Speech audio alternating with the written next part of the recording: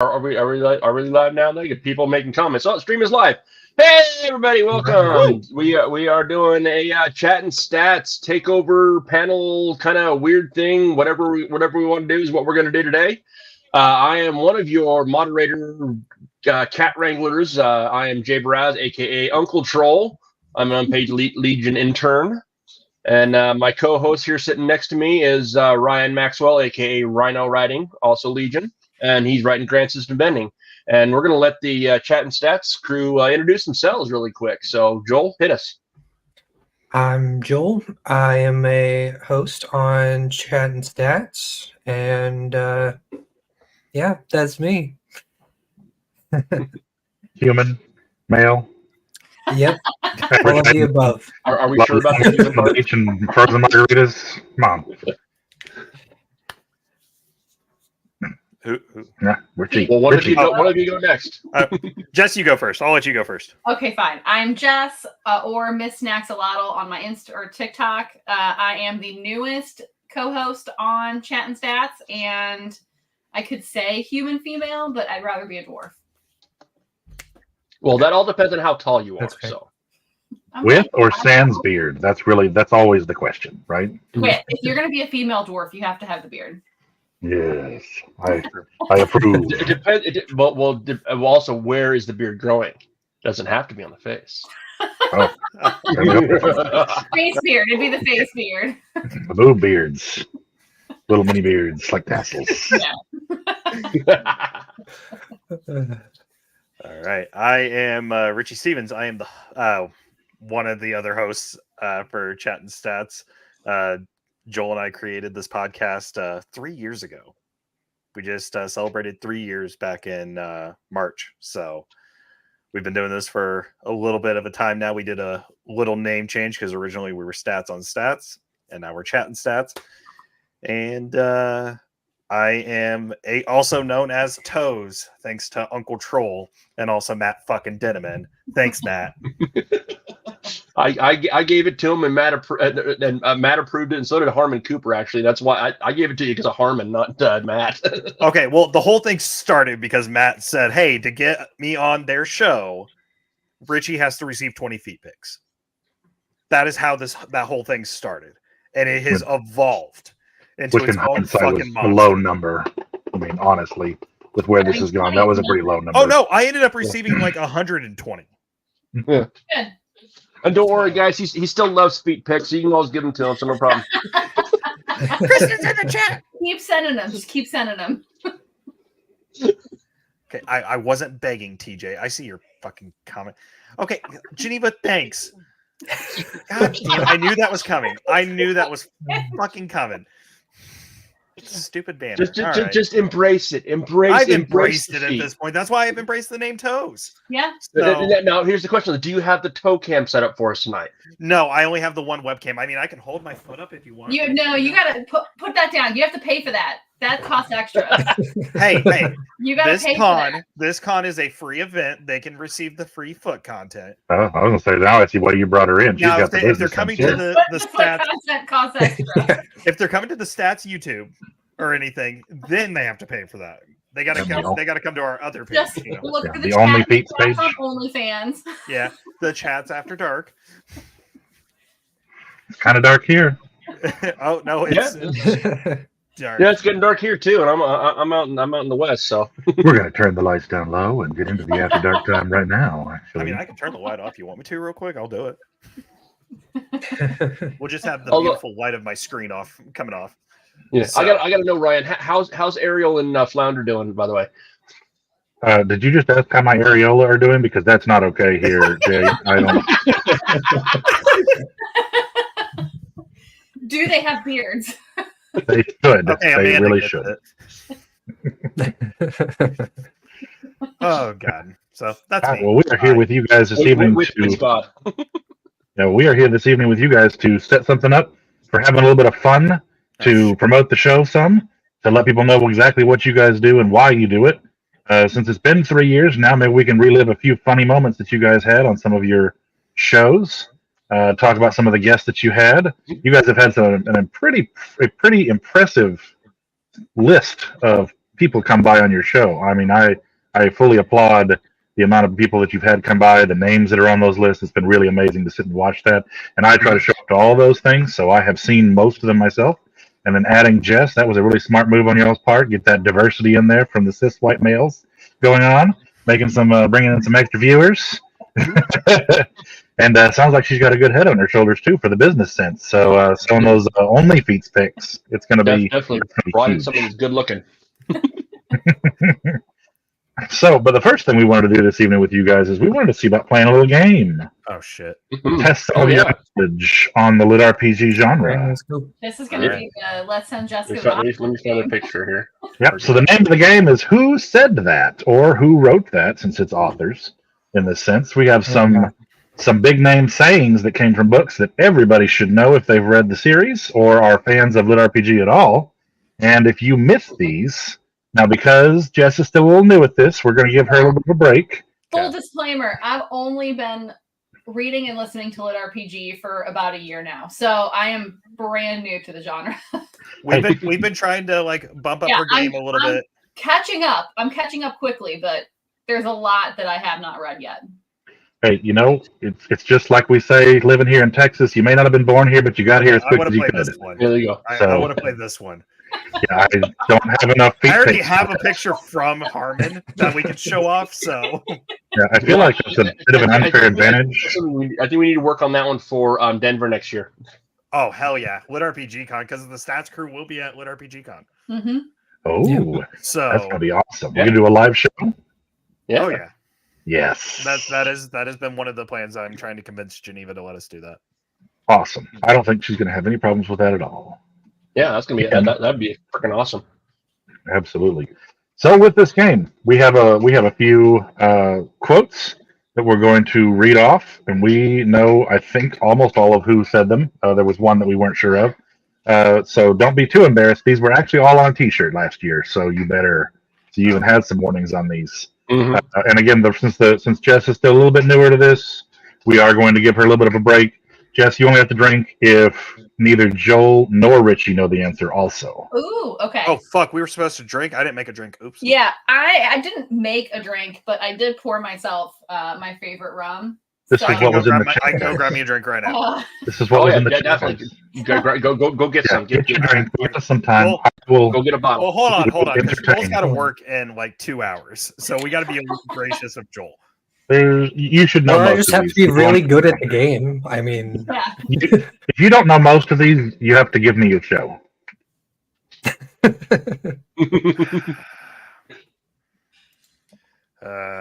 These are big name authors. Okay, dude. Geneva just messaged me. I have to drink for Joel. Fuck. There you go. Even better. Joel, you drink and you know things. It even says it on your shirt, so you should have no problem. Exactly. I see your comment, JD. I'm in here because I'm way cool. Or actually, they had to have somebody come do it. So I don't have the same excuse. I just bumbled in here on accident. It's not in a bag because I'm at home.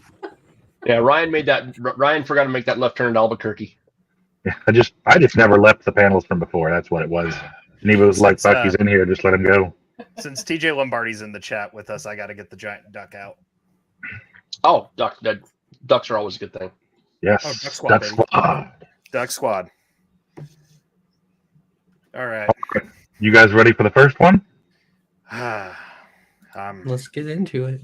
Give them the low-hanging fruit to start first. Yeah, we're going to start you with a little bit of low-hanging fruit. It's kind of my thing. Oh, that's Jason Asano. I know that one. We told you this shouldn't be too bad for you guys for a lot of these. Right now. All right, so Jess got that one first and fastest. That means Richie has to drink. I'm drinking. Hey, audience, if you got some, throw them in the comments. We'll add yours to the stack. So. Yep. Everybody's watching. You have to do that. All right. Celestial Feces. Oh, that would be our boy Joe from the Ritualist or Completionist Chronicles. But there you go. Okay, good job. So, fuck, I still have to drink. Yeah. You don't have to drink if you got it. For Joel? Yeah. For Joel. Yeah. No, you're fucked. I'm taking little baby sips. All right. How about a little bit harder, maybe? Is it tasty? Boxy. Yeah. That's my boy Yeah. Boxy. He is my idol. He is my idol. He All is right. one of my favorite mimics of all time. Yep. One of my 2 favorite mimics. Yep. Even though he's a doppelganger now. So Still a Alrighty. mimic. Still Yes. a mimic. Next up, At we heart. have. At heart. God damn it, Donut. Carl. Carl. We're Yeah. gonna like you. There were gonna be some easy ones in here for sure. Oh yeah. I'm gonna drop the last one that I consider absolutely low hanging fruit, and that's Gnome's Rule. That'd be That's just the Elrond. land. We don't know who's saying that. It hasn't been Right. confirmed yet. The Aileron is what counts. So it's like I said, Okay. who wrote it, who said it. That's all the same. That Okay. counts. So we'll give you that. All right. How about? I'm gonna throw a little bit of a trickier one here because even Jay didn't know this one to begin with. Ooh, The Snoot. the snoot. Boop the snoot. Boop the Snoot. Oh fuck. Uh, This is a lot harder because of how many books we actually go through. Right. Joel, I think we have over 1,000 books in our library. Yeah. More than that. Any guesses? I think we should phone an audience member. If anyone in the audience knows, Yeah. take a crack at it. Like, let us know. Because All right. well, if you the can audience call me can on answer it. this one, then that means you guys have to drink twice. Ooh. wait, so if they get it, we have to drink twice. Yes. Yeah. So I have to take 4. I'm just gonna fucking just start drinking. You gotta just chug it. See, I don't Hey. normally fucking drink. JD, I don't make the shits. I just disturb them. That was Deadpool. All right, Boop the Snoot. So we don't have any guesses yet. no. I'm going to give you another one. I'll give you another one and come back to this one Okay. because I am expecting you to get to drink on this one. Puma check. Oh, that's from Noobtown. Don't know the main character's name because I've not read Noobtown, but I know that it is from Noobtown. What? Jim. This. Jim is the. Oh my gosh. You lose points for that one. Hold on. No, hold on. It is on the list. I have read a book from Ryan. It wasn't that one. I read All his right. other series, The Fifth Era Still. Apocalypse. Still. Really good All series. right. How about Gratitude? God, I have Why are so these much so prep short? to do. Yeah, why are these like? They had to be on a shirt, guys. Okay, they had to be on a motherfucking shirt. Yeah, these were like key catchphrases from these authors from their books. I have so much catching See, up on even books to do. Geneva says this one's so I easy. know Geneva knows it, and you two don't. That's disappointing. Come on, Joel and Richie. Okay, hold on, Kristen. I knew it was from Noobtown. I knew it without even reading it. So I feel No, but like we I have should to get we have to points. give you shit about Jim. So no, you got the point for Puma check. Okay. But we're on I was gratitude replying to now. Kristen there. Gratitude, though.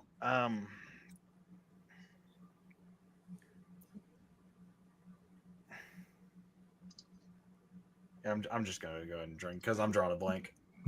Give Same. you. So that one is Cradle. That's great. Will White, man. Will White. See, I haven't, read I that haven't one finished yet. that Ah, one yet. yes. Okay. And at least, and I will go ahead. So I haven't seen any guesses on Boop the Snoot yet, which is a little sad for me because I really loved this series. That was Alex Reisman's Dinosaur Dungeon. Okay, I haven't read that I one. have read that because I got codes Ooh, from thank you, SBT. Jimmy. It fell back in the. That's why I didn't So get it. then I'm excited to listen to the new audio for those, JD. Thank you. Oh, Wayne Mitchell doing. Yeah, Doctor Wayne was really Mitchell. good. You're gonna Yeah. love Wayne That Mitchell. was it. I did listen to it, JD, and it was good. I'm It was excited really to good. It is an awesome. listen to the new version. I'm listening to Wayne right now on Bymort. So Bymort is fucking phenomenal. I like that How one. do you pick that one up? I haven't got that. I haven't got Yeah. that one yet. I like Bymort. Somewhere on my shelf. All Also, right. I just did a physical copy count before we started the show. Anyone want to take a guess at how many I'm actually up to physically? How many what's? How many books? Books? Mm-hmm.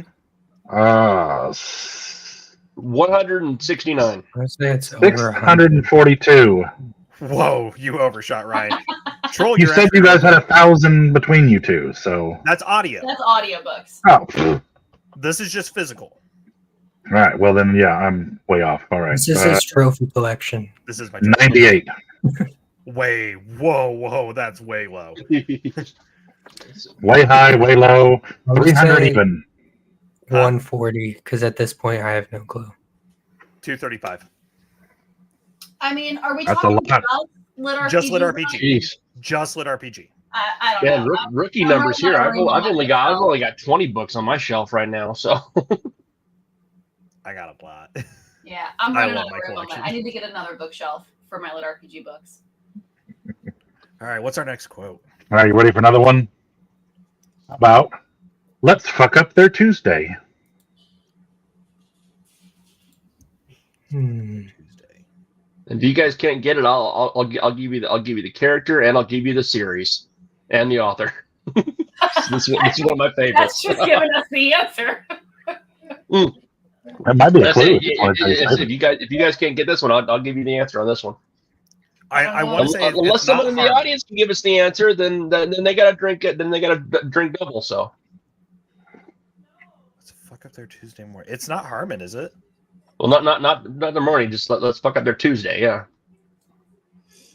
Yep. See, TJ got it. It's Jez, and Jax like to say that in Underverse. So you guys drink double up.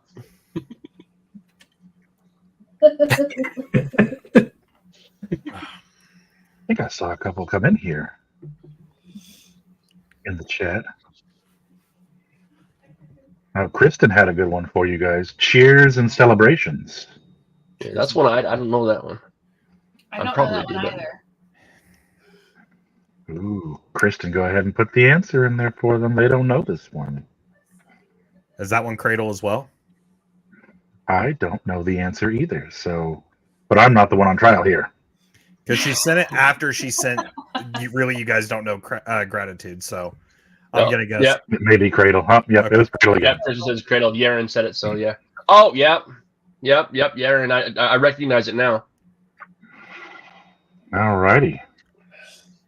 What about some assholes just fall upward? I'm so bad at this I game. remember I'm bad that. at quotes. I don't know what it's so from. bad at this game. At least I got the first couple.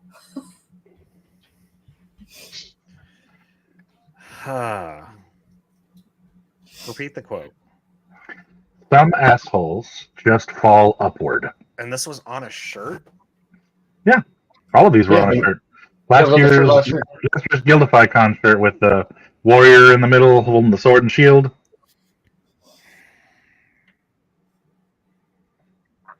That one's not a Harmon quote. Nope, that's not a Harmon quote. Yeah.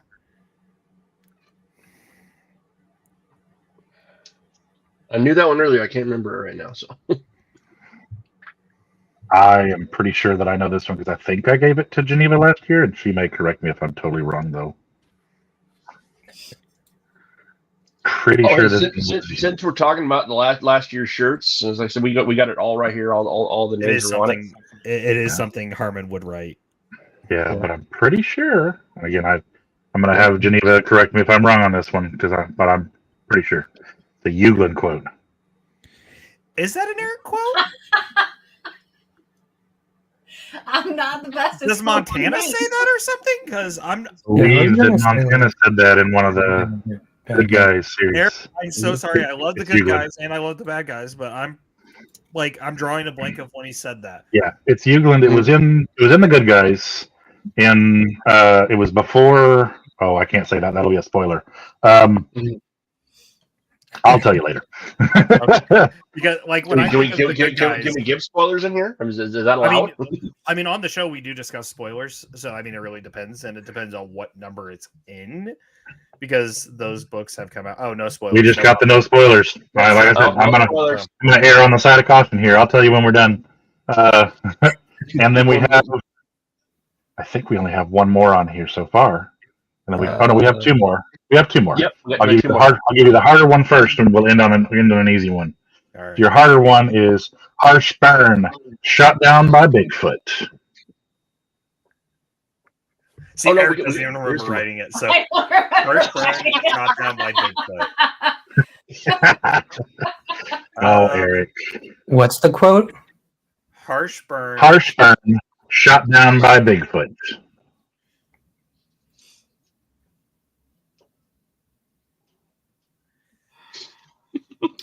It's got Bigfoot in it. I don't know if Can you I've give me read the this one. author? Think about how many books that you know of by people that have Bigfoot in them. I've not read any. Right. I'm trying to think of which one I've read that has Bigfoot in it because there's only one that comes to mind, but I can't. I'm drawing a blank. He was on a panel today.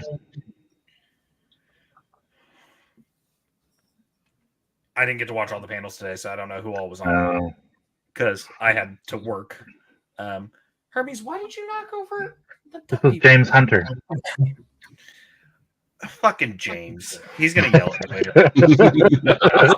What book? James Hunter. It was one of his. It wasn't the. Everybody knows Viridian Gate Online, of course. It was Vigils. Yeah, Vigils. That's it. Yeah. And then the last one. Yeah. And a Yeti.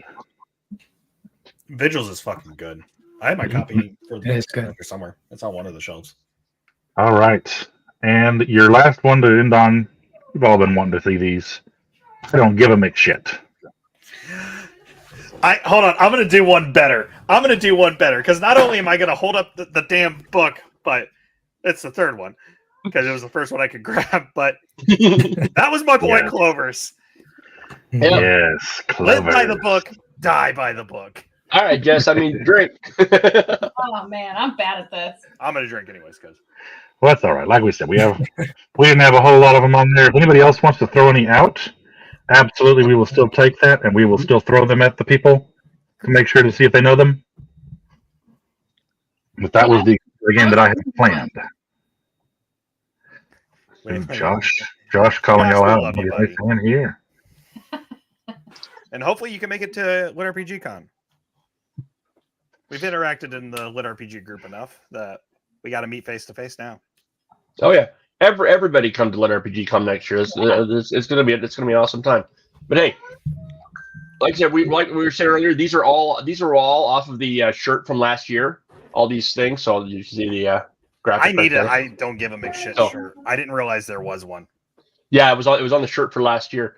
But right now, if anybody watching, if you guys go to the GuildifyCon website, I'm sure Geneva will throw the chat up here for us in a second. The swag shop is open, so you can get all the awesome freaking shirts and shit that we have going on here now. Oh, there it comes up in the chat. I need to pick up this year's shirt. Yeah. Yep, and I believe the proceeds from this go to the Ronald McDonald House. Yep, there it is. Ronald Go to the Ronald McDonald House. They've been a really good supporter of families who have sick kids, and so we wanted to make sure we gave back to them this year to really support the work that they're putting in to make sure that parents don't have to worry too much about taking care of themselves and their kids while they're in the hospital. Shout So- out to them. Like I said, all the proceeds go to them. I think after the episode, I'm gonna go get me a sandwich from McDonald's anyways. So be sure to give some money there as well. Because you know what, we're gonna. I don't know. I heard they just had that recall on a bunch of food. Yeah, they did. There was something going on with that. Oh, shit. Eating at McDonald's right now. I think it's a little bit more serious life-threatening diseases than just E. coli, TJ. Okay, maybe. But it might be. I mean, that might be just they're getting their consequences or getting their consciences cleared. All right. But we'll get it. All right, guys. Well, we want to talk a little bit about your show as well. So why don't we go a little around here and tell us a little bit about what you guys are doing, how you've been doing it, talk about some of the early stages, how it's evolved over time, and maybe see even some of where you guys think you might be going in the future with the show Chattin Stats. Richie, let's throw it off to you first since you're in the middle. All right, so I'll go ahead and talk about the creation behind the show. So originally, Stats on Stats was a part of a channel called Penultimate Conquest. I have a group of friends that run that show, and they were asking for show ideas. And I went to Joel and I said, "Hey, how would you feel if we did a LitRPG podcast where we talk with authors and just like talk about the books we love? Because there's not enough of it." Like at the time, I think there was only really one, and that was Ramon's The LitRPG Show or LitRPG Podcast. So I was like, okay, it's a good market for us to go. Like, we're not doing it to make money. We just want to bring awareness to the genre. To the genre. Thank you. The alcohol is already kicking in. You've had one beer. It's not even You haven't even had one beer. I Come on, haven't. man. He's lightweight. So, and I'm a lightweight. Thank you, Joel. You beautiful. I'm gonna say, if you're that much of a lightweight that one beer gets you going, wow. I'm gonna get I just don't. I don't slopped drink. this year. That's my thing. I don't drink. Listen, you're not a lightweight. You're like tissue paper in the wind, motherfucker. Exactly. So So there you go. Now you got more shit to fucking bully me for. It's all good. So I went to Joel and I said, "Hey, let's do this." And then we pitched it to Ruben, who is the creator of Penultimate Conquest. And I said, "Our first guest we can get on, we can have it be an author. That should bring some viewership to the channel, but also bring some, attention to the genre." And he was like, "Yeah, let's try it." Our first episode was a hit, and it went from being a every other month or a monthly episode to being an every other week. And it kind of just evolved from there. We just started it to talk about the books we loved. That was the whole premise, is two guys talking about their favorite books. sweet. Love to hear about that. Love to get to, and like I said, I love to sit and watch as well. Seeing the authors come in, it's kind of like a mini Gildify Con, but all the time. All right, Joel, you want to follow that up? Yeah, I just want to say it has been amazing just to see where this genre has evolved. Like starting, I want to say, so I went to Dragon Con in like 2018, 2019.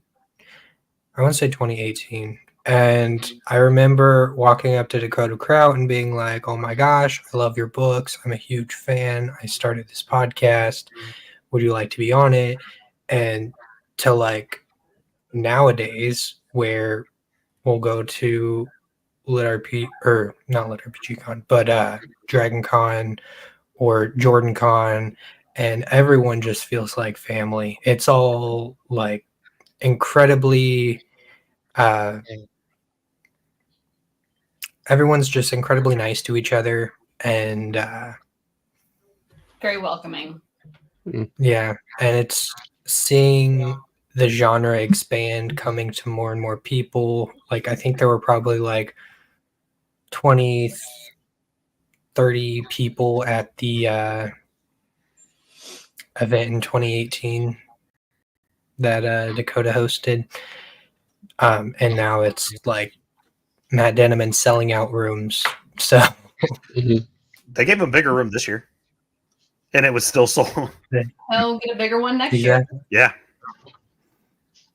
So just seeing that has been just amazing. Thanks, Geneva. Fucking love you too. Support it.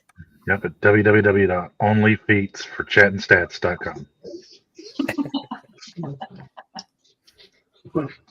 All right, Jess. We know you haven't been here as long as everybody else. You've just joined recently, but maybe give us some of your impressions, some of the feelings you've had towards what you're doing. Maybe some. I don't want you to give us, what's coming up exactly, because you don't want to give away the horse. I mean, if they don't mind, I can talk about a little bit of some of the stuff that we have in the works. But I think that it's been a lot of fun so far. It hasn't been very long, but I've really enjoyed being one of the co-hosts on the show. I think that we're right here at the beginning when LitRPG is really starting to take off. And I think we've got a really good chance to grow, not just the channel, but help the genre grow and get newer authors out there. And not just the big names like Matt Denneman. I know we've got a merch site that we're working on. We're working on a logo. We're working on getting a TikTok together. We've got a lot of stuff that we're working on. We have a couple new shows and everything too that are Yeah, going to be we've got some new shows that we're going to be starting soon. One launches next week actually, and it's the cold read. So Jessica Threet and I will be doing cold reads once a month, and our first one is going to be coming from Stephen Landry. I just got the manuscript for it yesterday, so I got to forward it to Jess to see how we want to break it up and everything. So I've not practiced it at all, so it's going to be all live Very reading. cold read. It's going to be a very cold read. And fun fact, I'm super dyslexic, so I'm going to be stuttering a lot. And it's something to help me dive into the narration side, because I'm currently working on my first narrated book, and then also just having fun for the channel and giving some more content than our normal bread and butter show. Well, that sounds awesome, and you guys got a lot of stuff going on coming up onto it. So, the fact that you're going to get into narration the rest of the year. The fact that you're getting into narration, that's awesome. You have a great voice. Thank you. You definitely have a face for narration. Yeah, I appreciate it. All right. Well, we did have a question coming from Josh here. Each favorite book, please. So, favorite book from each of you. So that's hard. Yeah, because there's so many that I love. Yeah, so one of your favorite books. One of my favorites. One of your favorites. I'll give a shout out just because it doesn't give enough love. Tokens and Towers from Harmon Cooper. It's such a fun satire parody love letter to the genre, and there's a box sex for it. And yes, people who were around, is the best part. People who were around for when that first went up for pre-order. They fucked up box set and put box sex for the book. Yes. And it's narrated by Andy and Rebecca Woods, who are two of the best narrators in the genre that deserve all the love because they're fantastic.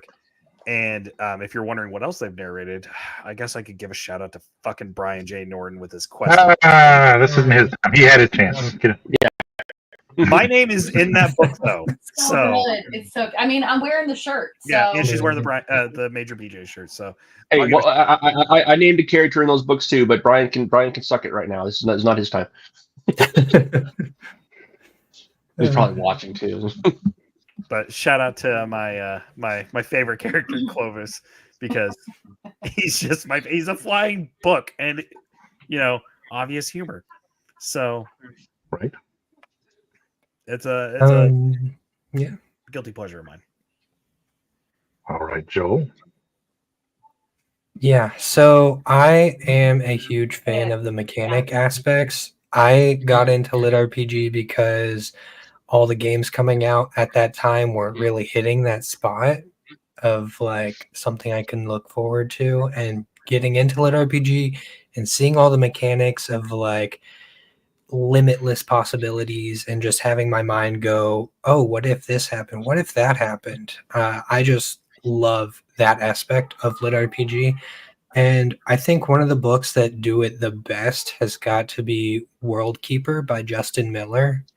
And that book does not get enough love, but it takes the mechanics and turns it up to 11. It is just... And JD, to answer your question, I don't know for sure about Jess, but that's all I'm wearing is this shirt. Full into the hood. So you did promise that. So. I did. We did talk about it in an earlier panel today. I think that my favorite book right now is probably The Wandering Inn by Pirate Abba. That's good. The audio narration for it is fantastic. The main character, a lot of people think that she is really whiny, but she's super relatable. She's a young girl. Like, I'm probably a good bit older than her. I'm probably twice her age, but I mean, at one point I was that age, and I can relate to how she would feel. And it's just been a fantastic book. I ugly cried at one point. Okay, I've been there. We feel all the feels. It's good. It's really fucking good. Mm-hmm. Awesome. All right, Jay, you want to go with the next question? Yeah. So where to go?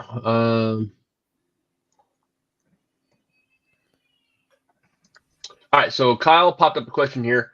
So for you guys, how do we help evolve LitRPG onto TikTok and other social platforms? You guys mentioned before that you're working on a TikTok and other social media. You guys have been, I'm going to say it, instrumental in bringing the LitRPG genre more into everyone's awareness, because with having your podcast out there, it is bringing notoriety to it. So what do you guys think? What can we do to evolve the LitRPG into more platforms? So I actually have a LitRPG TikTok account where I review the LitRPG books that I've read. I will review the audiobooks. I will pick some of my favorites. I do some unboxings and just kind of generally talk LitRPG. It's probably the only genre that I talk about on TikTok. And there are a couple other LitRPG TikTokers out there. They're just not super easy to find, but they're there. Yeah. I think that it's only going to get bigger. I would. Josh, I deleted my MySpace page when John unfriended me. The guy that's friends with everybody. I think I might still have my MySpace page. I deactivated my MySpace there. page, I think, back in 2010 because I got grounded. I think You guys are making me feel old. Video for you. Mine is still there, I think. So, Joel, I'll let you go first or next. Yeah. I mean, I think with everything, social media is also evolving, and the shorter format, more concise and easily understandable, like shorts from YouTube, Facebook, has been like drawing people's attention more. And I know with Jess's TikTok, she does more short format stuff. And sorry, we lost him. But yeah, I've been kicking around with this idea of making something that is concise and just lets people know about LitRPG, other than our having authors on and having this 2-hour conversation of like, hey, we absolutely love this book, go read it. Just to give people more of an idea of what this genre is about. Yeah, it's great. Oh, and Jess, if you want to put your TikTok info in the private chat, Geneva can pop it up here on the screen. Yeah. Everybody. I was gonna say, it's actually right. My name. It's Miss Snaxolotl. There you go. Excellent. So for me, I have become I'm a little more active on Twitter than I am on my actual TikTok page. Sometimes I do post on TikTok just like, hey, this is the book I got, or this is the haul I've gotten from like the haul Joel brought me home from Jordan Con last year, the haul I got from Dragon Con this year. I did the haul I was taking to Dragon Con last year, and I think I did one from when I got home as well. Because last year I came home with 52 books, and this year I came home with 90. So I'm Wow. still waiting on mine, Richie. I have a lot of fucking books, and I love it. They're my trophies. They are my collection. So with I try to help, either by hyping up authors on Facebook pages, because like I'm excited for almost every release that comes out. I get super fucking excited. My wallet doesn't, but I do. Our TBR is massive right now. I think, Joel, we have like over 100 books that we haven't started yet, just because we are trying to go through everything that we can. It's very intimidating. It is. It's very intimidating. Very but intimidating. we should, and like with doing the show, we haven't done much for like our actual own enjoyment of listening, because we're trying to make sure we're prepped for the next episode and all that stuff. But with bringing it over to like TikTok and everything, just post about the books you like. Just get on there and talk about the books. Like I have a few episodes or a few shorts planned that I don't know if I'm going to put on my actual TikTok page or if I'm going to save them for our Chattin Stats. So since we're all kind of doing this as a giant collaboration, and I mean, I'm always wearing, for our shows, I always have a LitRPG shirt on. I always try to, rep the genre, because I do have quite a few ways of doing that. Like I carry my cradle bag to work now, just to put my Bluetooth speaker in so we can listen to it at the store. You have a cradle bag? I must see this cradle bag. It is. I got it at the con this year. I was one of the lucky winners at Will White's event. Okay. So I need to see that later. So yeah, but I also have my Shadow Alley press bag that I got from the Shadow Alley booth, because James and Jeanette were like, "Hey, here you go." I got one of those. I got one of those last year one in Vegas. back. So Welcome back, Rhino. And now he's drinking too. So, or continuing. Continuing. I'm trying to mix it up between my lemonade and my drink. So Just mix them together. I also wanted to add another thing is like reaching out to the community. Please, whoever's watching this, come to our Discord. Like it is we have a Chattin Stats just Discord. Geneva, you awesome should be able conversation. to invite code. If not, I can put it in the chat. and just fangirl with us. It is a fun time. It is. We have a lot of fun in there. I mean, we have a book talk one, and we also have just like our general where we just chat about random shit going on. General bullshit. Got it. So also, you have to be able to do that. Okay, Geneva got it. So yeah, just come to our Discord. We have a lot of fun there. Definitely hit it up. I think I'm in that one. If not, I'm definitely in that one. I know Ryan's in there. Jay, I don't know if you are or not. I don't know. If not, I will. If not, I will be soon. So The easiest place to give Richey shit. We have our gaming and stuff too. So like Joel, the gaming chat, anyone's allowed to join. We have gaming nights where we just get on and play something. Like we'll play Overwatch, Diablo, Baldur's Gate. Like we have a few streams planned with Rachel and Jack actually to play Baldur's Gate 3. I'm excited for that. So got to get in contact with them to see when we can actually do that. But yeah, we already got people joining. So welcome people who are coming in. So Welcome the new people. let's see.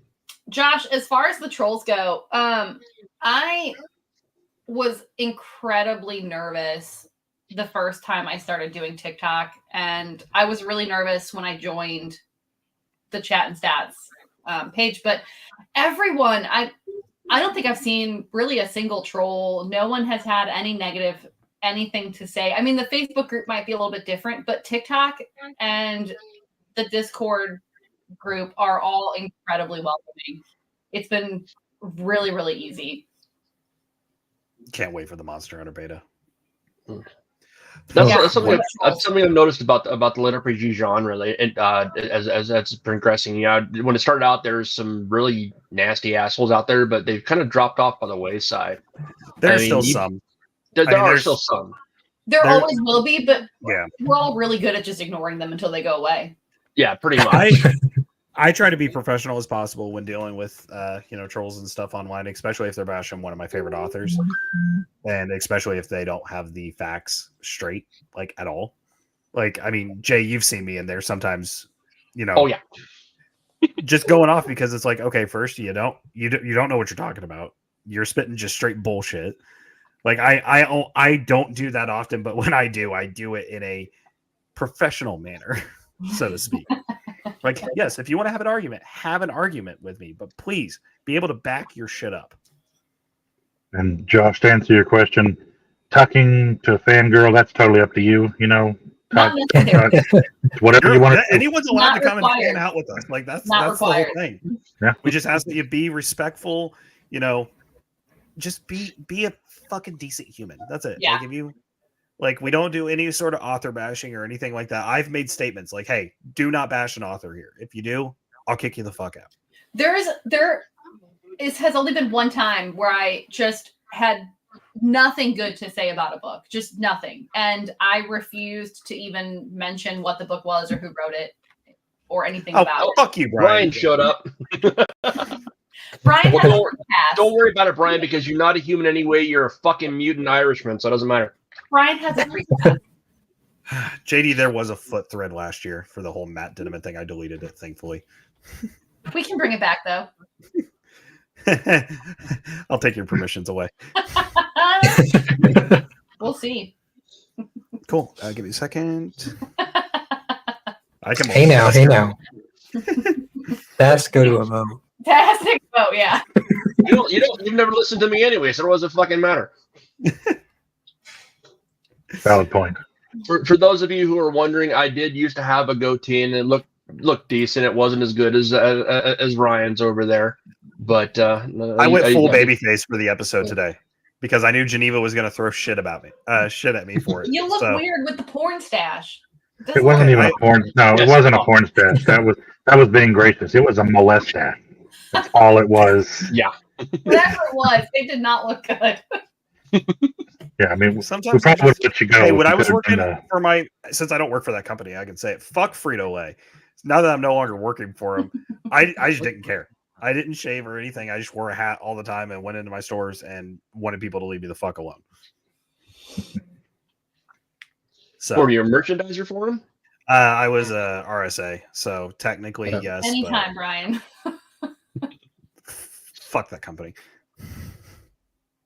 Josh did ask another question. I was delighted by books like Life Reset, flipping the MC on its head. Do you have a story that stood out to you, separate from your favorite, of course? Ooh. That's tough. Yes, I do actually. So I think one they of my all favorite. stand out. So each lit Well, RPG the real that cop we, out. I can say that every lit RPG is unique. There's not one that really mimics the other. There's some that obviously take inspiration from others, but they're unique in their own way. One that has stood out to me because I haven't seen it done in this sort of way until I read this one was Pyre Souls Apocalypse by James T. Callum, which was also our very first episode of Stats on Stats. It takes Dark Souls with time travel and altering with the whole butterfly effect. It like mixes everything together, and it is so good. I cannot recommend it enough, and it's narrated by Pavi Preska, and I love Pavi. Good one. They're just a damn delight. I finally got to meet them at DragonCon this year, and love them. So that's one I think really stood out to me. It's 2 books. I need James to write the 3rd one. Welcome in. All right, Jess, we'll go to you next so we can mix it up a little bit. I think for me, it's probably Dead Tired. Dagger. I love dad jokes. Give me all the dad jokes. And it is just corny and it's not serious. It's very horny. That too. I think that's like a standard horny. lit RPG tag for anything that comes out. It's just, Horny. it's hilarious, and I love the dad jokes. And Justin Thomas James does an amazing job. It's also one of my favorites. Dad jokes. Oh, It's I love so them good. so much. I'm guessing that means you haven't gotten to the Completionist Chronicles yet? I've not. Oh, God. Just wait until that with They're still dad free jokes. on Audible with the membership. I don't know if they got taken off yet or not. So Yeah, that Dakota is like beats you over the head with a 2x4 with dad jokes. I mean, it's amazing. I love it. Absolutely so amazing. I can't get enough. All and right, Joel. Geneva just posted the link to our Chattin Stats YouTube. So go subscribe to us so you can stay up to date with our content. We're going to be on podcast apps soon. We're just dealing with a lot of stuff. Hermes, what are you doing? Yeah, don't let. Did you just call him herpes? Because that's really not Hermes. okay. Hermes.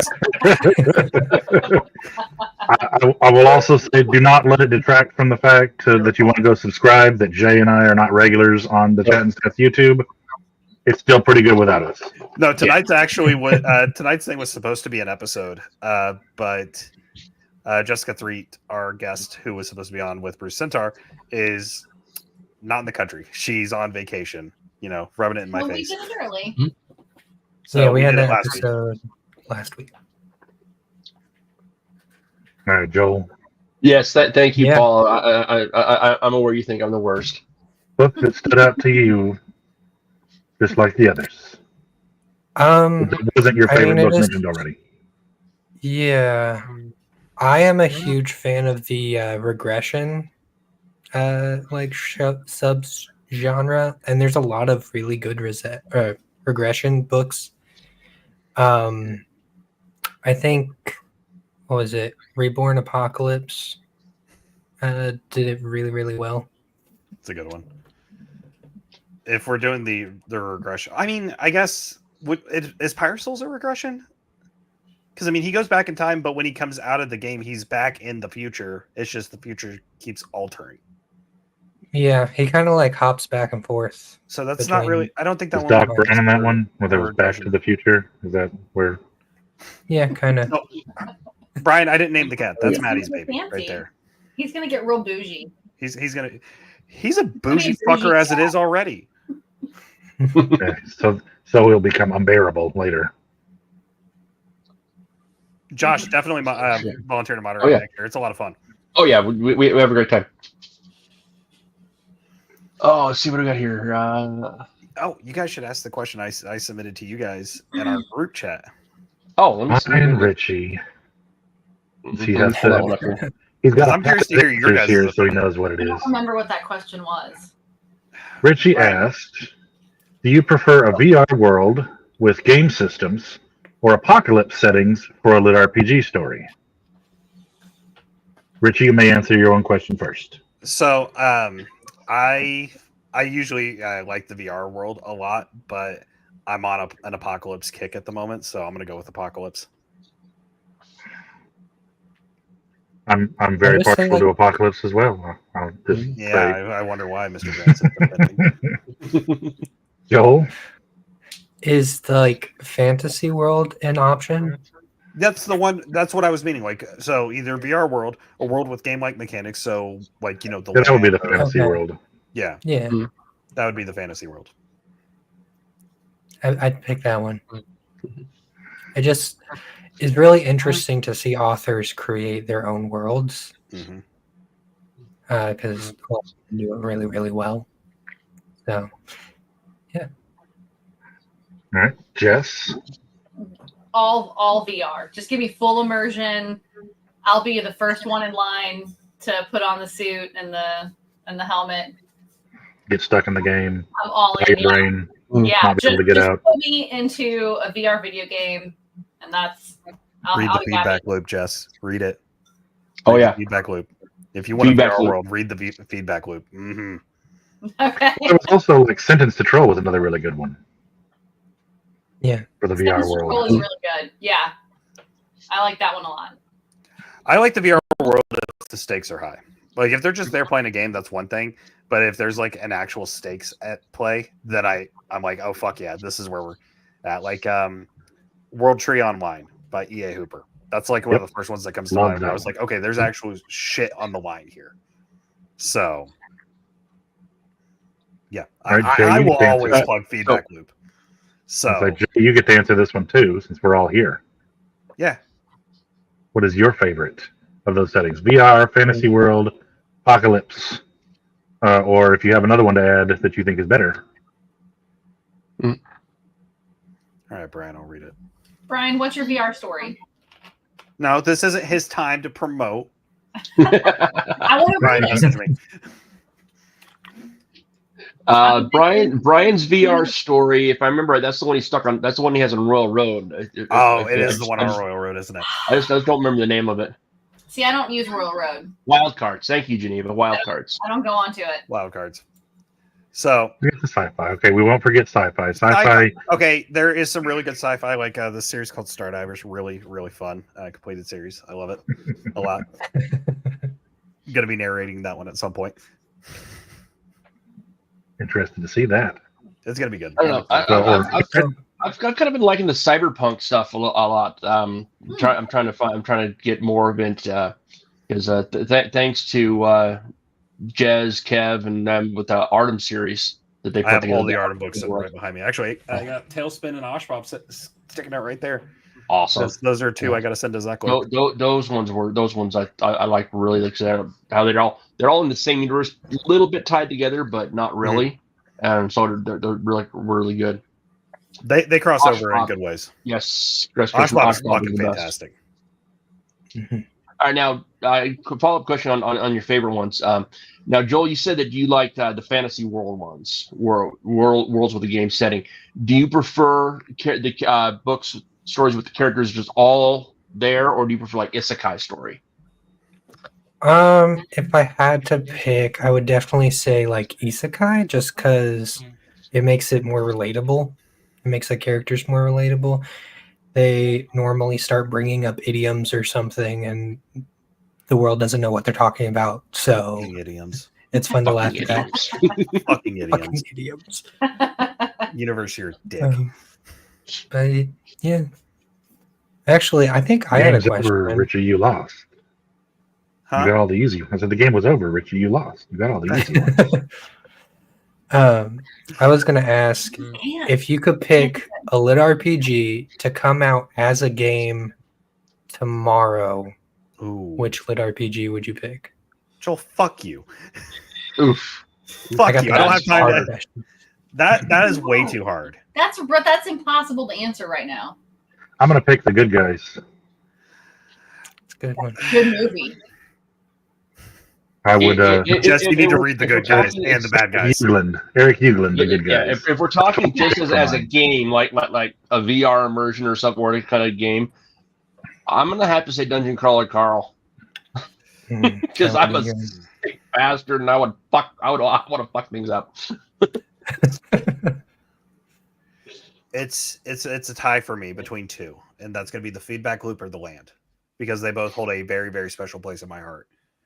And There you go. I wanna live in those worlds. Even Because more than Towers and Tokens.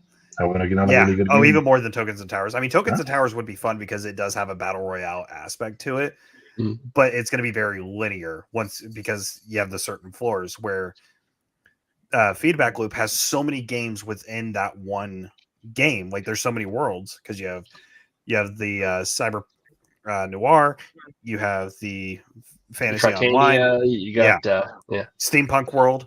So like that's where, but also the magic system in the land and everything. It just, oh God, that fucking hits hard.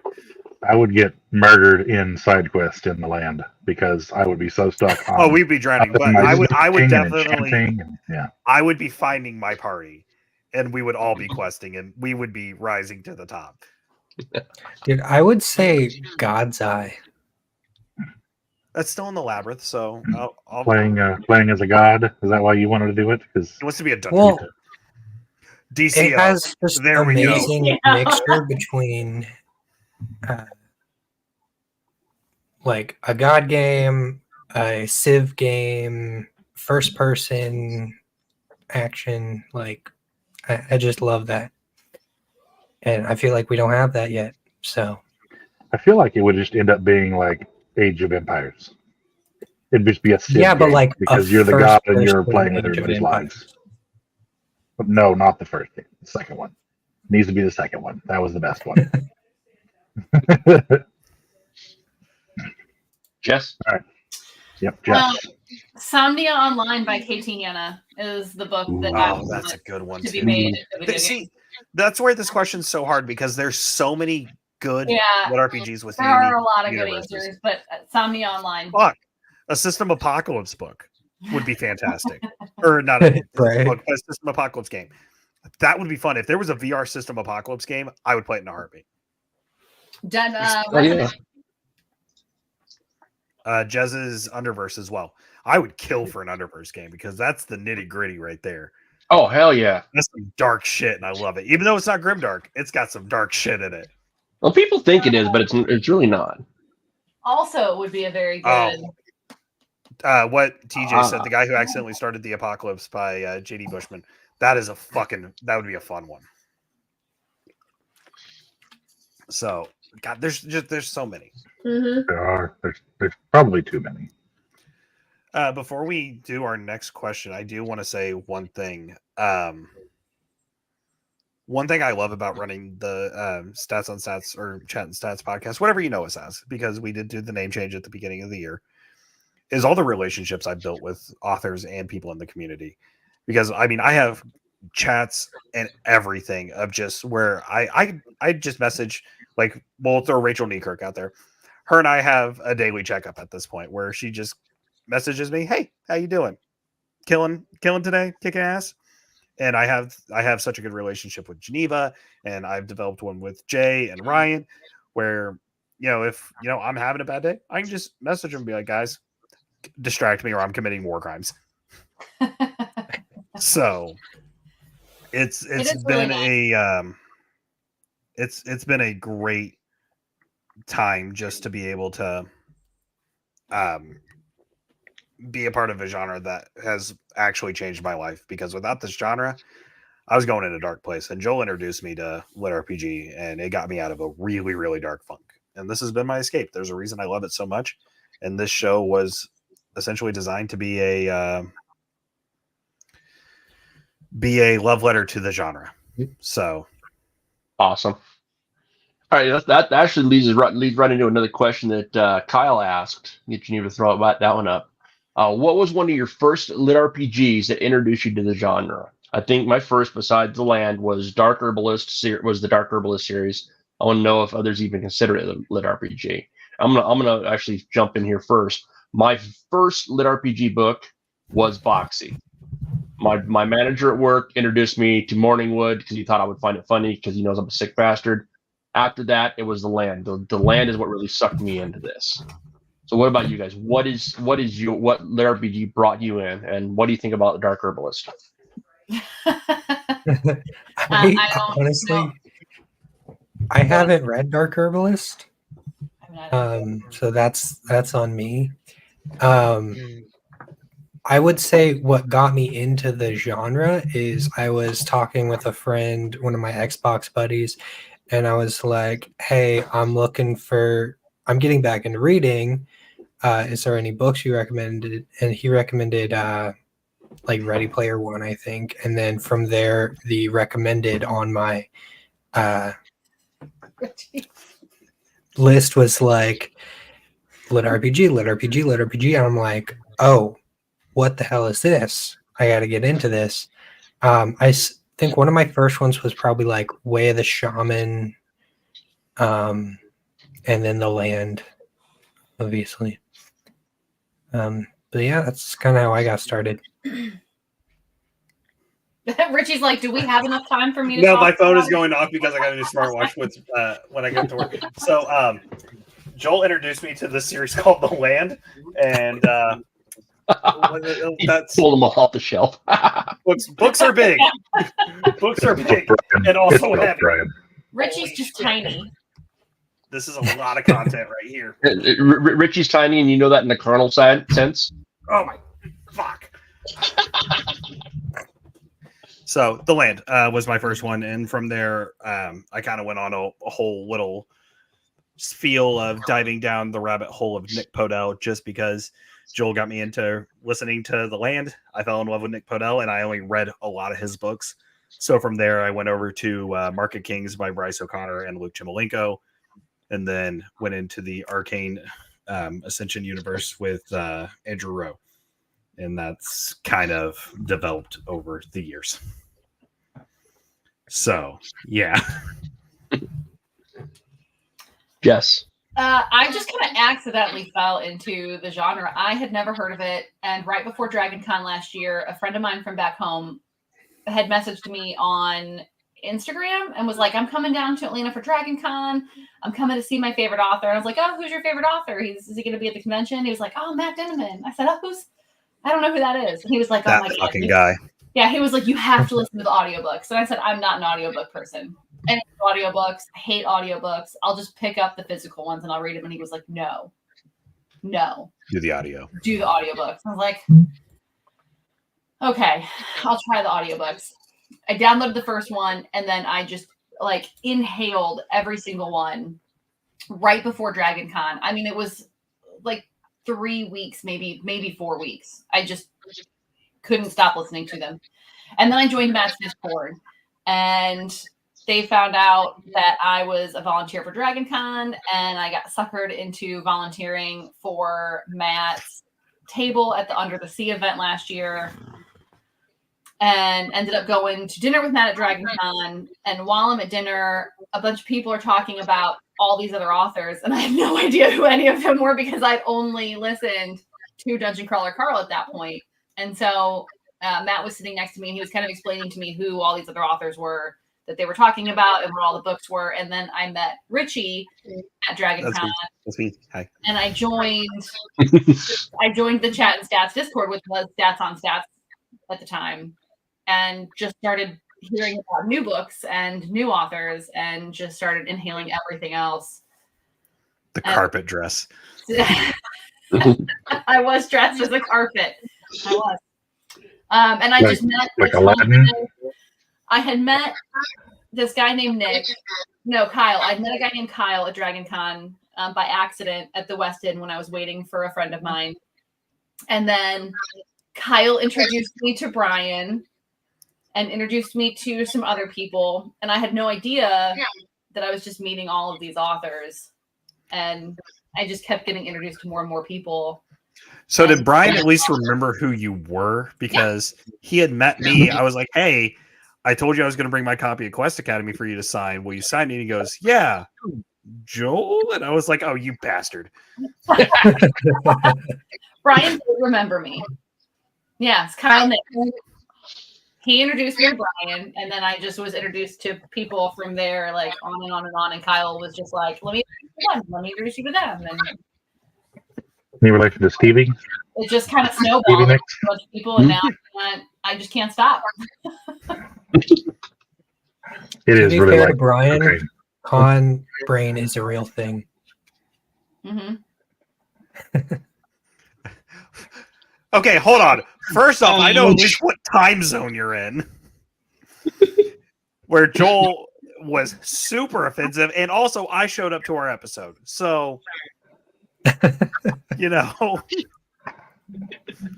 Just like cis white male on a show that interviews me. Same person. That's why they brought me on. Right? Need some kind of diversity. Gotta make it up. Brian is nice. Brian's very nice. Oh, I guess so. I guess that get to know episode him. was just Brian talking the entire time. I was all AI generated. Brian, I wouldn't have slept through that interview. You weren't a part of the show yet, so I know. yeah. Just Yeah, saying. but she wouldn't have, because she's that much better person than you two. I wouldn't have. It's fair. I could So- feel attacked, but honestly, Oh, I just like giving that's me Brian right shit. there. I No, knew no. the harassment was coming because I was giving Brian shit earlier today, so I deserve it. But it also, he. No, Paul. Jess wearing the Major BJ shirt entrances Brian. It's when us guys wear the Major BJ shirt that's what pisses him off, which is why I'll be wearing it in the morning. Oh, it's funny because they both wore the same shirt, We just did. different colored shirts, to the We did. Fantasy Gather this year. So Yeah, no offense. This is totally not cool. I have boobs too, and I should be entrancing when wearing the Major BJ shirt. I am a pretty princess when I wear the Major BJ shirts. Brian did have another question in there, though. We're going to give him the benefit of the doubt because he's able to answer questions. Since you've all been avid readers of the genre, what is the magnum opus story you'd love to write or see written? Can't be an existing world or series. ooh. I can't answer this question. I'm not a creative person. I don't have any stories up here rattling around. Otherwise, I'd probably try to get it out. That's why I read so much, to enjoy other Yes, stories. I would magnum opus. I would have to say I would love to see a more monster MCs being a thing, because I mean we have a few, like obviously with Boxy and Sentence to Troll. I feel like we don't get enough, main characters that are monster class or monster races. So I would love to see more of that. Thank you, TJ. Yes. But I don't know. That's a hard question for me to answer, of what would be like just the holy grail of books. So I was kicking around with an idea of having an apocalypse series set in like Dragon Con You started writing it. for a LitRPG apocalypse. I did. Yell at me. I never finished it. I need to go back to it. Anyway, Back to it, dude. You were where I would, Yeah. Atlanta would be a Basically, very they get the terrifying place to have powers. an apocalypse. I'll just say. right? They get the powers, and because all these authors have such amazing imaginations, their like imaginations sort of blend into this whole new lit RPG crazy apocalypse thing. I don't know. I thought it'd be a good idea. It'd be cool. That sounds pretty good. I'd read that. Joel had awesome ideas for our Yeah. characters and everything.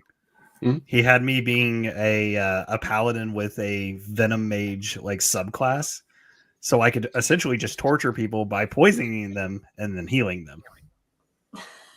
That's That's mean. Yeah. That's really mean. You've never played games with me. I'm a fucking vindictive. That sounds like Richey, though. Yeah. You're a salty bitch. Oh, I am. I will admit that. And that's why we love him. When I start roasting, I start roasting. I'm too nice to roast. Oh, Ryan has seen it. Ryan has Now, seen me gone off. The story I want to see is a isekai dungeon core that creates racetracks. Oh, I can't wait to see someone make that idea. That's gonna be fucking awesome. That's gonna be fucking awesome. That'd be cool. It's gonna have like a really cool name, like Pixel Cart or something like that. Oh yeah, that sounds like sounds just the perfect name for that.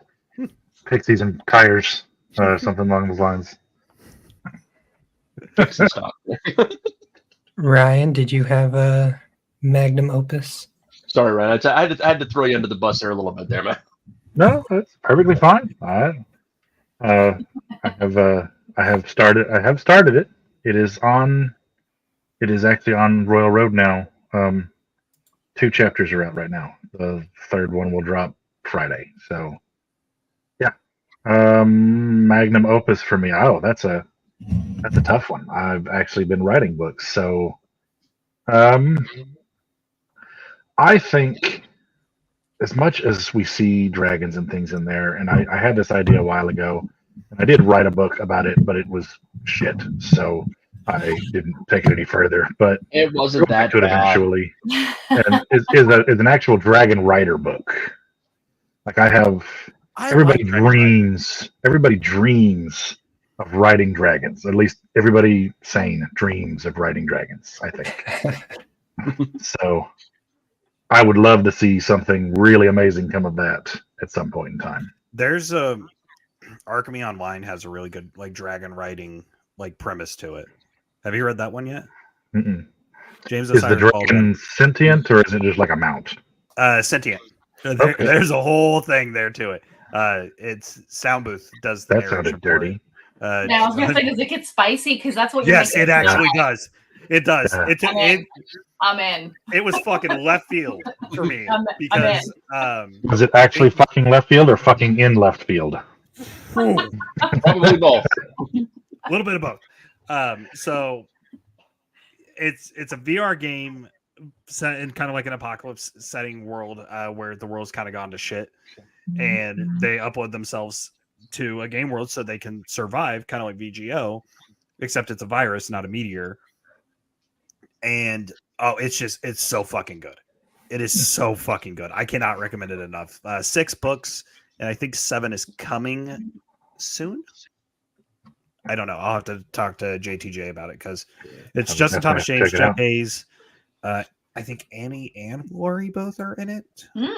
I mean, you've sold me on the narrators, so. And there's a bundle for books 1 through 3. You sold me on Spicy Dragon. Just wait, because you might yell at me for it, but it's really good. I have all 6, and it's what I highly recommend. I'll have to check it out because anything, in my opinion, anything Sound Booth touches turns to fucking gold.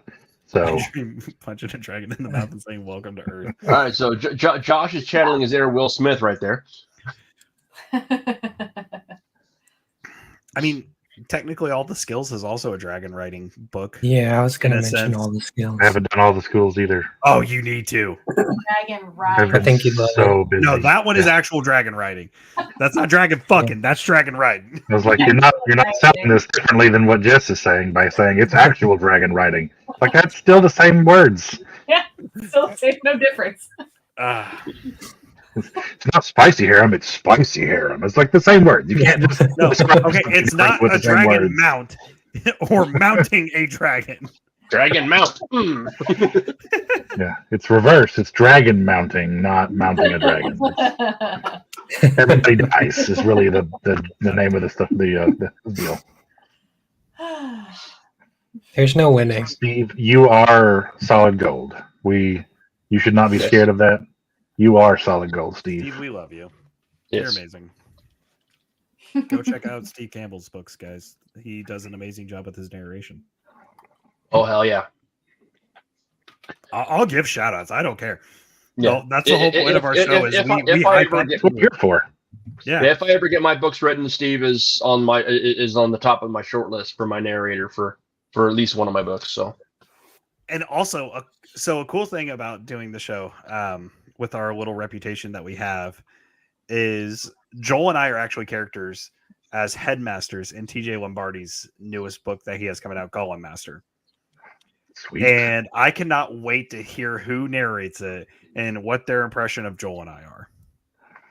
awesome. That's going to be interesting because you have Principal Stephens and Vice Principal Harvey, and we're the headmasters of Status Academy. So far, I'm only going to be in one book. I technically am in 2 books. No, we're in 3 because Joel and I are also introduced in the Artorian Archives. I'll be in the next DCC. I am in Brian J. Norton's. Are you going to be a carpet in that one? Is that what we're going with this?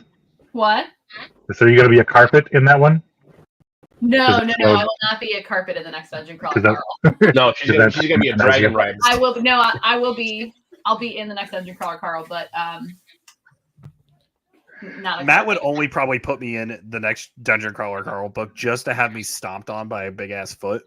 Or you just would be a foot? Or I would be a foot. I would be the foot mob. No, see what Matt's not telling us is Richie's actually the mind of the AI. Yeah, he's the AI with the foot. So someone asked me that the other day. They're like, "Oh, are you?" It was Harmon. Harmon asked me that the other day. He's like, "So are you the AI in Dungeon Crawler Carl?" I was like, "Yes."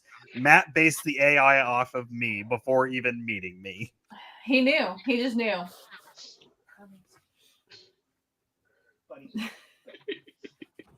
right. Fetish. Josh did ask another question. Are you intimidated by authors like Ryan Maxwell who are on the cusp of greatness? I had a reality check at DragonCon last year. It's when people started coming up to me and they're like, "Oh, hey, Richie." I was like, "Oh, fuck. Oh, okay." So JTJ came up to me and started talking to me about the show, which kind of, was an ego check. And then also talking to Matt Denneman and him like, yeah, your show's great. Mm-hmm. You good? Yeah, no, I'm over here having an anxiety attack, Mr. Denneman, while I'm listening to your fucking book. No, I'm not good.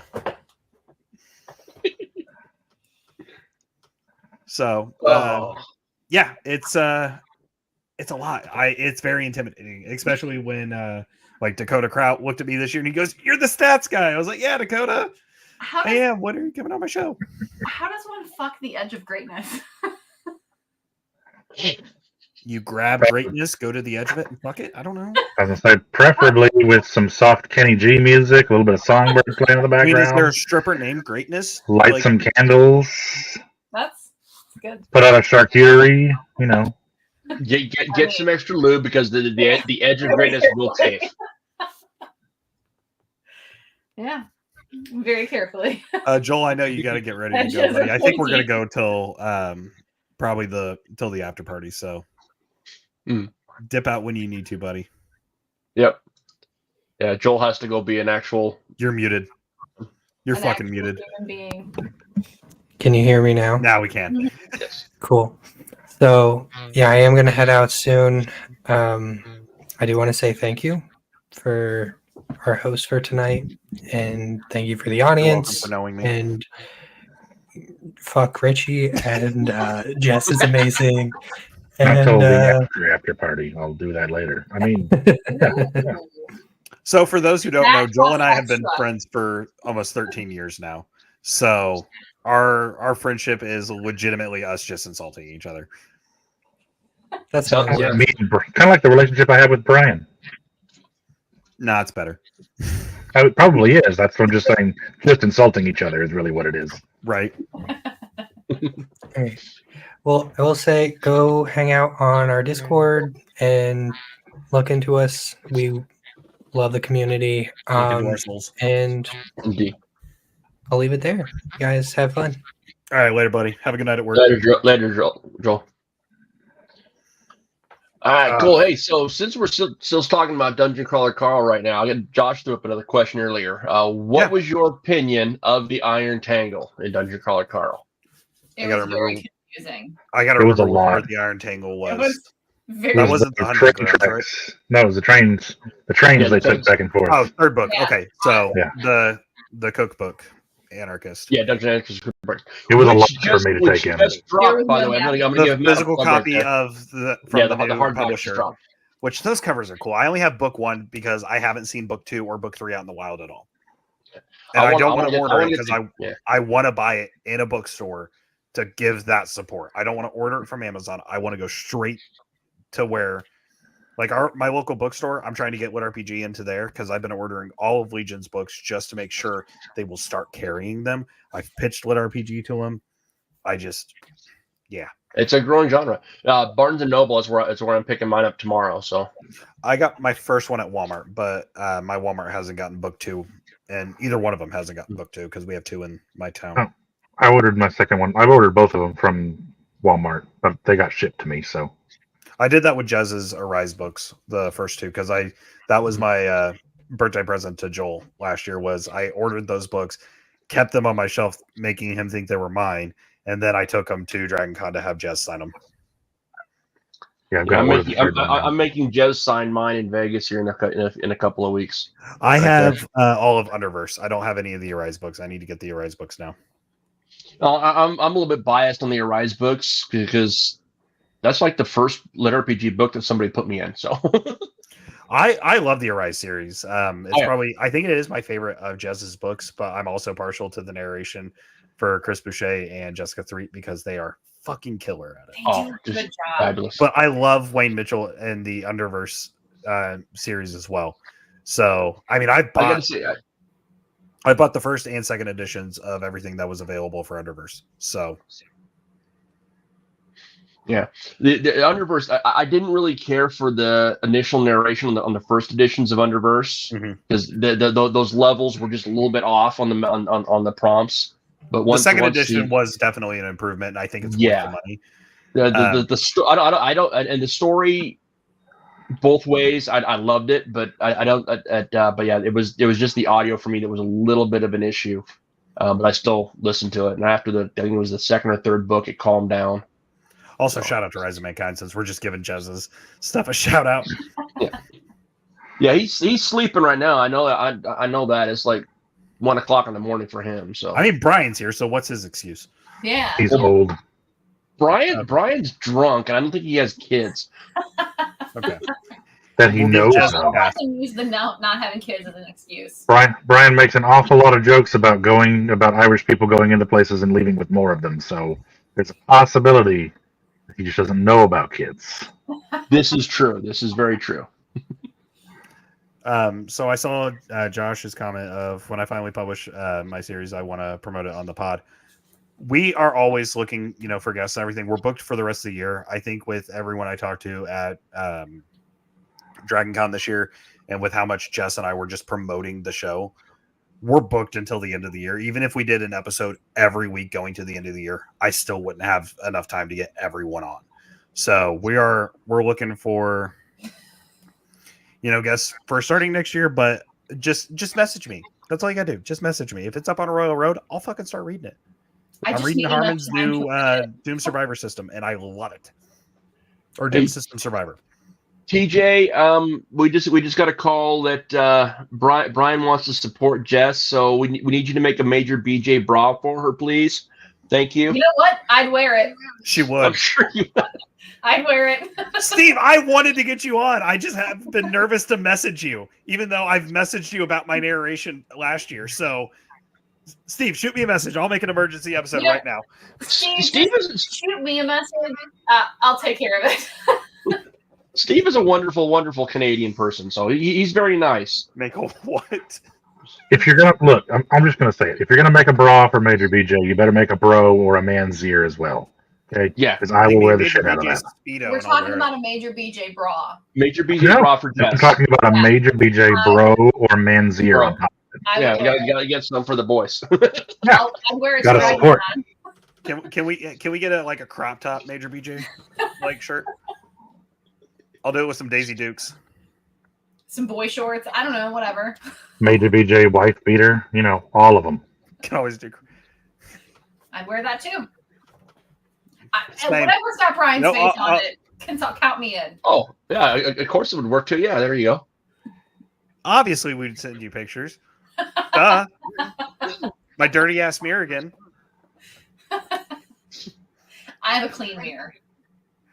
No, okay. The only reason I said that, he sent me a Dying Breed shirt, and I took a picture to show it off because I got one of the first shirts. And on his author Saturday post, he did nothing but talk about how dirty my fucking mirror was. He was like, "Yeah, sure, it's cool. You need to clean your fucking mirror."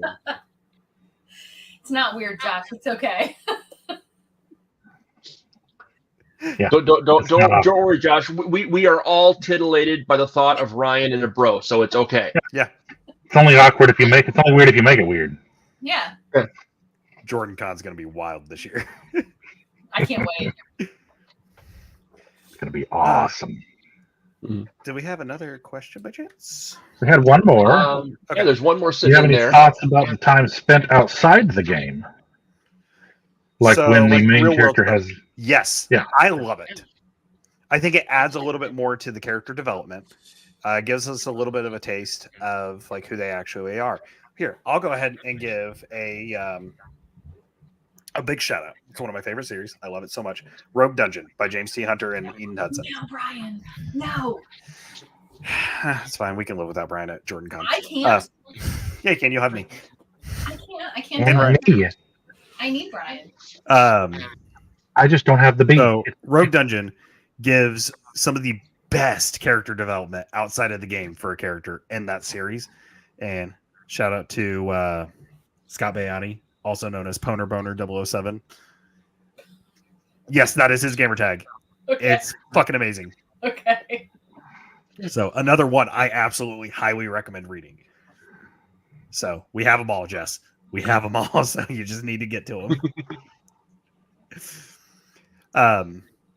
So I think the stuff dealing with the outside of the game is definitely worth it. It can be done poorly, but I've only seen that done once. Obviously, I'm not going to say which book that was. Jess knows exactly which book I'm talking about, though, because it's the same one her and I are probably thinking at the moment. Yes, we should make sure we say that. LitRPG Con is not the same as Guildify Con. No. LitRPG Con will be in person in Denver, and Guildify Con will be online right here again next year. Yep. Yeah. And if you go to LitRPG Con, you'll be able to see me get my butt kicked by Jeff Hayes wielding some boxy-esque pool noodle tentacles. Oh, hell yeah. He promised to do it. I will film it. Me do it. I'll film it. Or we'll treat it like we can get a cameraman and have Jess and I be the like ring announcers or the commentators. Oh, well, We'll treat it like a definitely, fight. definitely.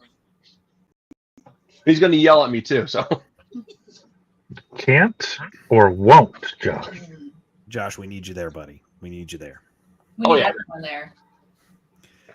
Jess, what do you think on the outside world stuff outside of like the game world? What was the question? What are your thoughts on like the stuff that happens like outside of the game, like in the real world in a LitRPG? You like when that happens? Yeah, I mean, it can't be 100% of the game all the time. There has to be some character development that happens outside of the game. It can't just be constant, like, game. There has to be a little bit of that break in there. And it makes it more, like, relatable. So how does the game in that instance differ from an isekai of the same? I mean, it's all game-like in that instance, so that would kind of be like game, right? I mean, No. kind of, but there's no separation when you got the isekai storyline. It's all real, like it's all life with just the game elements and like the magic or the system kind of built into it. It's not as hard, doesn't go as hard. It's a little more soft.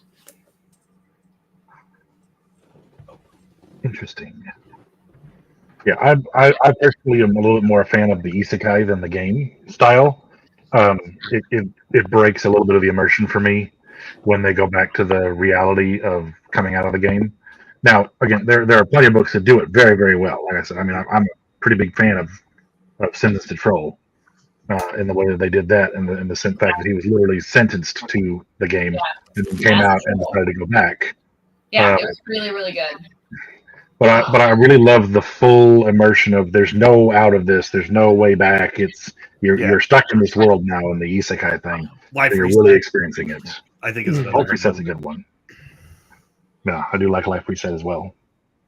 just a shout out to Sound Booth. There was another one. Now I'm gonna have to go look it up too. And I'm also gonna be really upset if it's Life Reset, and I'm just not thinking of a different one. Which one? I think it was Sean. I think it was by Sean Oswald. Oh, Life in Exile. Is that what it is? Yeah, I'm gonna have to Watcher's find it. Nest. This one. Here, I have it right Three here. books. It's 3 Three books. books. Yeah. It's 4 books. No, For the main that's not the series. one I'm thinking of. Oh, here it comes. More off the trophy shelf. Not this one. Yeah, mine's more like the Right, Trophy Maxwell? Throne. No, not that one. Okay. Uh, Oh, hey, there's my copy of Buy More. oh no, I'm totally off base. It's William D. Arend, Other Life. Other Life Awakenings. I've not read Okay. that one. Yeah. So no, Sean it's totally- Oswald has written a million books. Yeah. Yeah. No, that man is a machine. He really is. He pumps out books so fast. Him and Harmon Cooper. Good God. But that was the one I was thinking was Other Life. There's 3 books. It's pretty good. With the immersion wasn't so broken. That one I believe he's stuck on a spaceship, and he's the only guy who's awake, and everybody else is in the game as they're traveling through space. And he's an administrator, and he has to go in to save people or save them from what's happening in the ship to continue on. And it was just really, really well done. Okay. Cool. Hey, so I'm gonna add this in here since I'm just gonna throw it back onto the Major BJ shit since I find it hilarious. We were just informed that there is a sports bra and a crop top option that may become available very soon for Major Fuck yeah. BJ on the Legion shop, on the Legion Publisher shop. So If I can get access to this picture file, I can make all kinds of stuff. Oh, That can be arranged. I know it can, because if nobody else has a copy, I have a copy of it. I can so make that may be I happening can make there. all kinds of stuff. Flip flops, Mm-hmm. American thongs, which is not the ones that go on your feet. damn. All right, I gotta ask a question, Richie. All right. I'm always seeing you wearing hats. Is it just a style thing for you, or are you going bald? No, Because it's just I want to be an asshole. Like full head of hair and everything. okay, Just just I know I had to be an asshole. the whole gimmick I started this year actually was wearing a hat for every episode. So I haven't done an episode this year without a hat on. Well, that's cool. I'm just being weird. Yeah. So, No, I normally style my hair.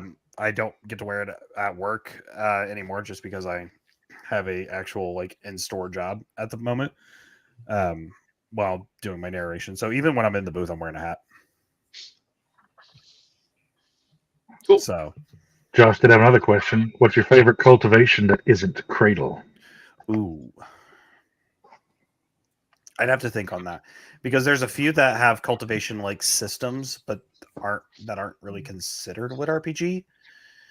Can I say Mark of the Fool? Because I don't know if that one really has the LitRPG aspect. It would kind of be cultivation. It doesn't have Even- to have LitRPG. We say LitRPG aspects. So we talked about that this morning on the first panel Yeah. of the day about how the umbrella is not really an umbrella. It's more that other people are trying to squeeze things into like a LitRPG box, where LitRPG has actually been very, very inclusive with what's put out there. So I think you don't have to worry so much about what fits under that aspect of LitRPG so much as long as it has the progression and cultivation aspects inside of it. The cultivation is very important. Right. But LitRPG is not so important.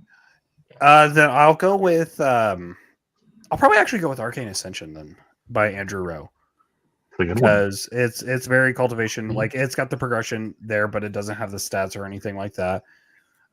They use towers to get better and climb in rank. So I gotta catch up on that one. it's so good.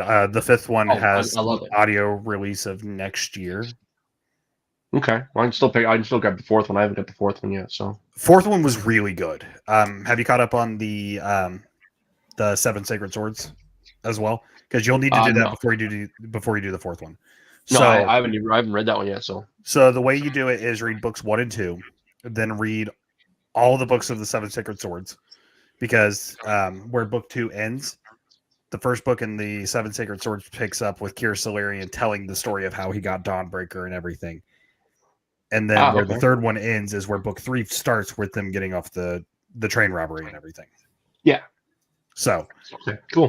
Highly recommend it. And Nick does all of them. So thank you for adding a bunch more books to my TBR, which is already welcome, Princess.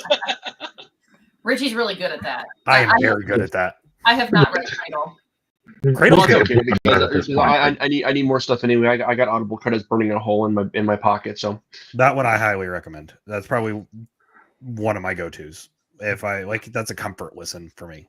And Nick does an amazing job. I could listen to Nick read a phone book and I'd be sold. Oh, totally. That was when I started those ones early on, but then I lost track.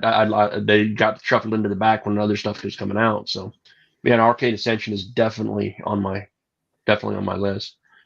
Jess, what about you? What about you for Cultivation? It's not Cradle. I don't. You can go ahead and say the one we just talked about on our show, because that would be considered Cultivation. Yeah, we know you haven't. You're not that deep into everything yet. You've only been around the genre for about a year or so. Yeah. So for me, it's all just kind of LitRPG. I haven't delved deep enough to know the difference really between cultivation and progression and all of that yet. It's all just kind of LitRPG to me. Mm-hmm. So cultivation is more of the Eastern style genre aspects, where there's usually the aspect of chi is involved in a lot of that, and it's something that they use to then cultivate themselves into the next level of power or progression through the deal, versus just standard progression fantasy, which is just something that shows progress in their growth, be it through levels or through the genre style with the cultivation or other types. So the progression is very, very broad, whereas cultivation is more specific to that more Eastern style progression. So I'd probably have to go with Flamespitter for that one. Oh, shout out Flamespitter. Yeah, I'm looking at my copy right now. Yeah, I've got mine right behind me. That's Jonathan Smith's new book. Rin Fantastic job on it. Would we consider Aced Cultivation then? Because I just want to give a shout out to Ace as well, which Cinematic Audio is. Go for it. The Soundboard Theater. This is as much your show as it is ours. Mm-hmm. Yeah, I'd say Flamespitter. All right. I think Flamespitter's fucking fantastic. And if you guys need what about you, Rhino?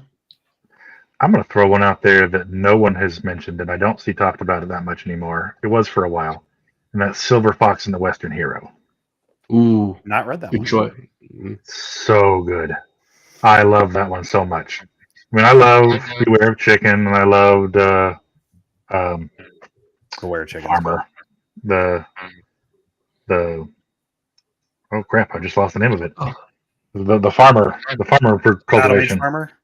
Yeah, Battle Mage Farmer. Love those. But I really had a fondness in my heart for Silver Fox and the Western Hero. So good. I'm going to give it another shout out real quick. 1000 Lee from Tao Wong.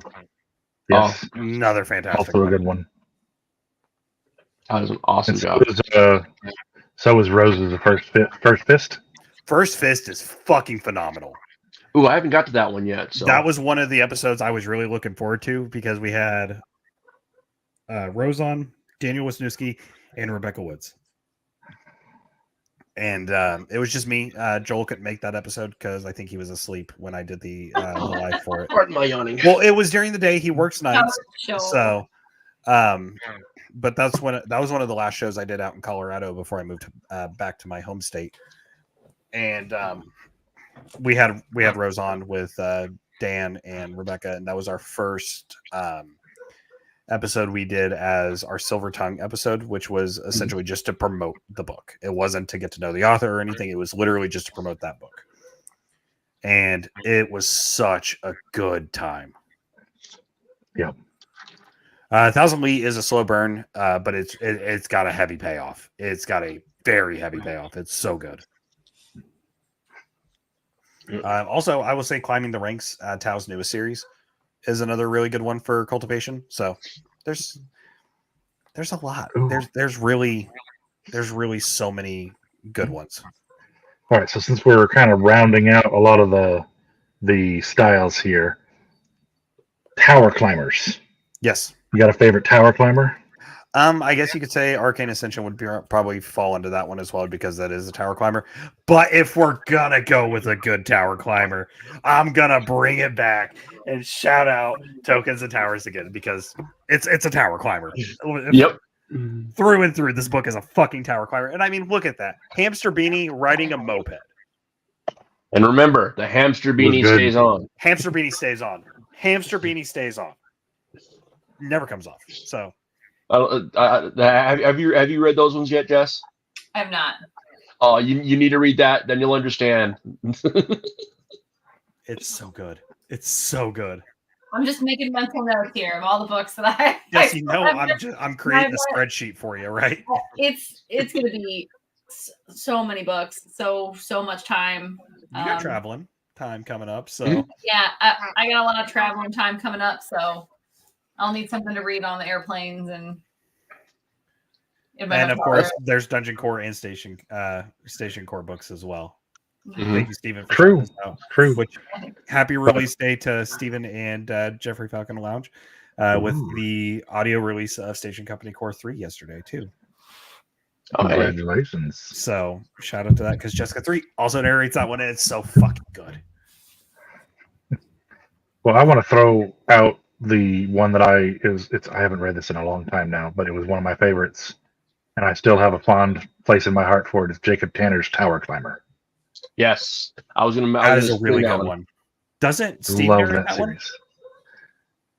Yeah, Steve does narrate that one. I read it. I didn't listen to that one. Yes, Steve. That's how I got that and just that one. It was Steve narrated that one. So that's the reason I picked it up, was because of Steve's narration, and then also, of course, Second Chance Swordsman. Fucking great! Shout out to Jacob Tanner. I'm just gonna give shout outs to that. Oh yeah, Jacob's great. I'm still looking forward to the next one, to the next Second Chance. I'm loving those. So, Josh, yeah, you beat me to it. I see your comment down there. I see your Geneva. Go ahead and throw that up. Irrelevant Jack, another fantastic sound booth theater production. 6 books, fantastic. I can't wait for book 7. I would. Jay, yet another series that I need to get to. Jay, have you read Delvers? Books in my sleep. No, I haven't got to Delvers. No, I have such a backlog of stuff I need to get into. So, but Delvers, I want to say my wife has started listening to some of that one. It's really good. I did a re-listen to it while I was waiting for some books to come out, just because I was like, all right, you know what? I need a palate cleanser, and I also need my comfort listens with, especially with Jeff Hayes, because he's also one of my comfort narrators. I have so many comfort narrators at this point where I can just turn a book on and I can fall asleep. Yeah, do not sleep on Second Chance Swordsman. No, you need to get on Second Chance Swordsman too. Another good regression one. So. What I'm going to kick out there right now that I really, because we're talking about Jeff, Unexpected Hero. I just finished that one. It is so haven't done that one yet. Which one is that? Oh, yeah. Unexpected Hero. It's another Isekai. Where the fuck did it go? I'm trying to think of the author. That's what I'm trying. it was a pair of them, so it's let me find it here. Josh, do start Mark of the Fool. It's really good. It's a chunky boy, but it's good. So good. J.M. Clark was also on the show. Unexpected Hero. Who is that? I'm looking it up now. Oh, here it is. I got it. Rhett C. Bruno and Jamie Castle. Yeah. Why the fuck am I sleeping on it? Because, guys, it's sitting right fucking here. I have it right here. Yeah. You did drink too much. That one beer was too much for you, Richie. One So fucking originally, beer. when I found out about this book, it was the original name, which was So You Want to Be a Hero. And then they changed it. Oh, So when I I remember. think of So it, You Want to Be a Hero. So You Want to Be a Hero, that's what the cold read was on the Sound of the Theater app. That's what I think of every time I hear it. And I'm like, Unexpected Hero. Why does that name ring a bell? That's why. Mm-hmm. Yeah, I can tell you right now that was licensing issues. There's actually already I think there's a game or a story out there that's So You Want to Be Your Hero. Want to be your hero. Because I mean, way back in the day, yes, I'm fucking old. The original name for Quest for Glory was Hero's Quest. Volume 1 was So You Want to Be a Hero. So a genre we haven't touched base on. I'm surprised. Well, we mentioned one earlier, but deck builders. I'm loving to see more of the evolution of deck building LitRPG books. I still need to read Lars's. He's going to kill me for saying that out loud, but I still need to read Lars's. Yeah, I'm actually reading that one right now. Theft of Decks. That's actually a really good one. So it's I have one you don't copy sitting right over there. I love it. That's on my list. That's on my list to pick up. Yeah, that's on my list. I just need to read it. Now, so. Geneva sent me my copy of it because I missed out on the being able to do the beta read all the way through for it with how much I was working, and she was like, "Here you go." Yeah, we love it. That is a really good one. And yes, Duck Builders. I love. Didn't you write that one already, Stephen? I remember reading something about that in the sewers. Giant ducks. That one I would consider that duck building. And Demon Card Enforcer by John Stovall is the most recent one I just read, and that one was fucking good. Another JTJ, amazing production. He does a good job. He does. I've seen that one. I haven't picked it up yet. Sent me cards. He It's made on up my the list. cards. Let's see here. Kyle actually asked another question. It's kind of legit. So I was going to ask, how did Cozy end up as part of the genre? Travis. I think it happened before him. Well, I mean, there was some slice of life lit RPGs before Travis. I think Travis really brought more attention to it. That's probably true. But Legends and Lattes definitely did. They did a big kickstart for the, I guess a jumpstart in the genre for cozy fantasy, because like there were some slice of life ones. When did a lot of Wandering Inn come out? I almost consider that slice of life. I don't know if that one's considered cozy or not. I mean, she owns an inn and she's learning to become one of I'd say it's adjacent. Fighting stuff all the time, and I'd consider only towards the end. Yeah, I mean, she really ran away more than she fought. That one definitely does deserve the title. Then, yeah, it's a good one. And then of course, we have the Tales of Adria from SL Roland with Cursed Cocktails and Sword and Thistle, and the new one's coming out soon. I got that Kickstarter box yesterday. Maria has a good question. What exactly? So I wasn't able to end up backing the Kickstarter, and I'm so sad. But if he's got any extras, I'm going to order one. It was beautiful. No, I've ordered both of the books. I have the Kickstarter for. They're gorgeous. I got the Kickstarter for Cursed Cocktails sitting right here. So my shelves are overflowing at this point, as you can see. So time to get more shelves. So Maria has a good question. For those who may not know what it was, what does cozy mean in this setting? Cozy is kind of like exactly mean? Slice of life.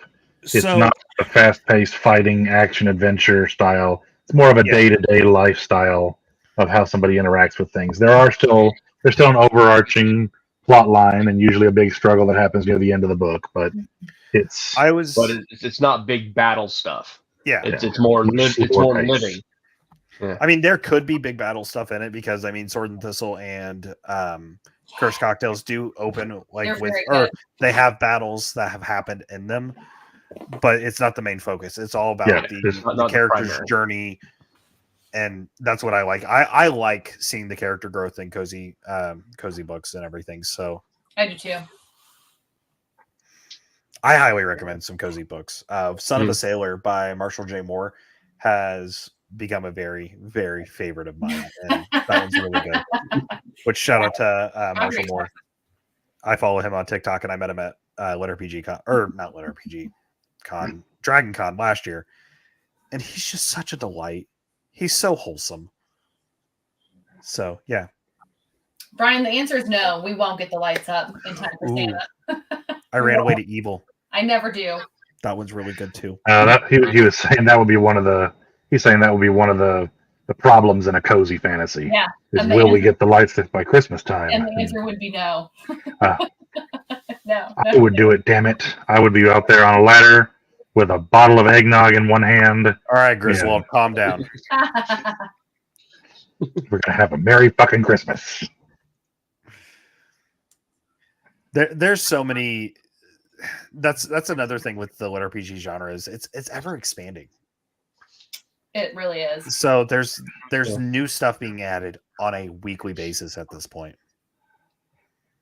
So That's the great thing about LitRPG is it's still so new. It's still constantly evolving. And there's so much that can be done with it, and pretty much everybody that's reading into it. Yeah, you're gonna find your own niche that you like to read, but there's something for everybody out there. Whether you like cozy, whether you like apocalypse, isekai, portal fantasy, cultivation, trapped in a video game.